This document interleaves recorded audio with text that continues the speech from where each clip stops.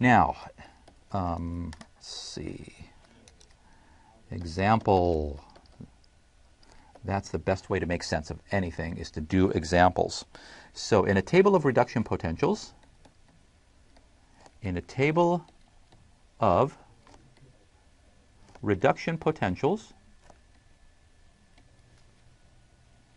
have the following. We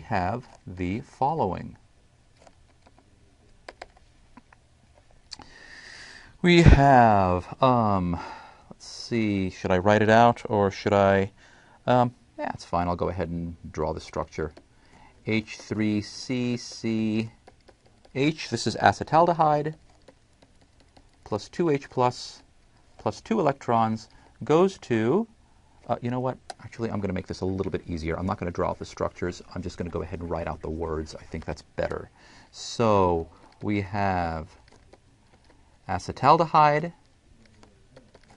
plus 2H plus 2 electrons goes to ethanol, and its standard reduction potential happens to be minus 0.197 volts.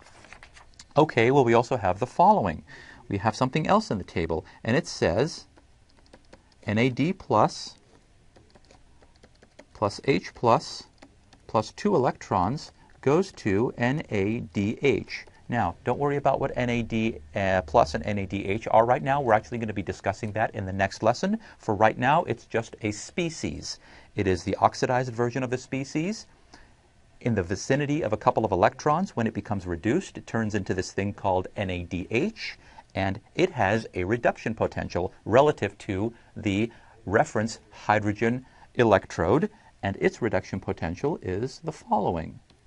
These are negative 0.320. Now, the question is, what happens when these species are brought into contact with each other? When I have some acetaldehyde, some ethanol, some NAD+, and some NADH, what's going to happen? Well, take a look at the reduction potentials. This is negative 0.197, and this is negative 0.320.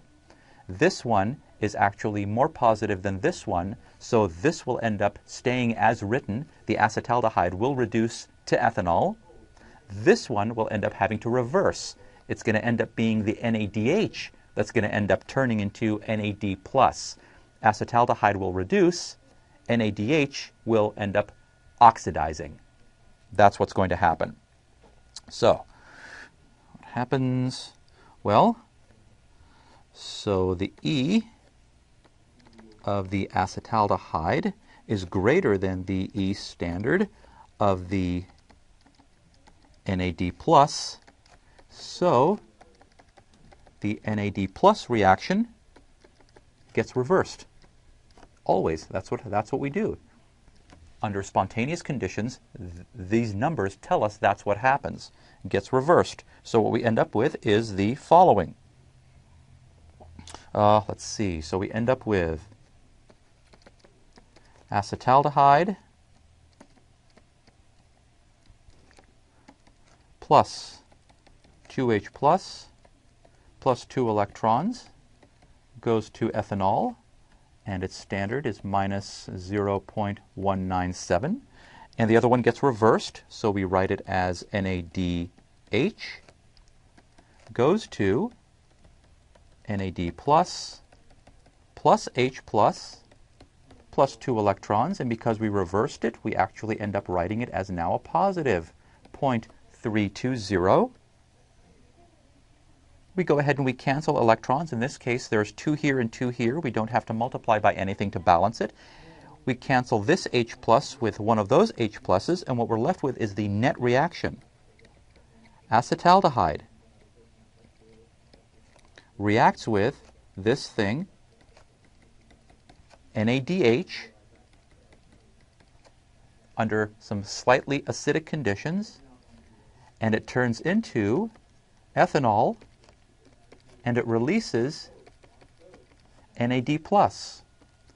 The net for this, just add this, and what you end up with is positive 0.123. That's all we've done. Aldehyde Aldehyde and ethanol, if you put them together with NAD plus and NADH, spontaneously what's going to happen is the aldehyde will react with the NADH, the aldehyde will reduce to ethanol, the NADH will become oxidized to NAD plus, and this is a measure of the extent to how fast it's going to go. Now that I have this, I can actually calculate the free energy change for this based on the equation that I've got. So now that I have this, my free energy change for this reaction is minus NFE of the reaction. It equals minus, well, N is the number of electrons that are transferred. We have 2 electrons that are transferred. Let me actually write here, 2 moles of electrons are transferred.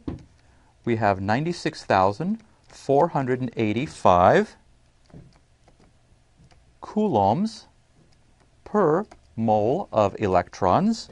And of course we have the potential, which is positive 0.123 volts, which is a joule per coulomb. And I just wanted you to see that the units cancel. And when you multiply all this out, you get a delta G for this reaction is equal to minus 23,735 joules.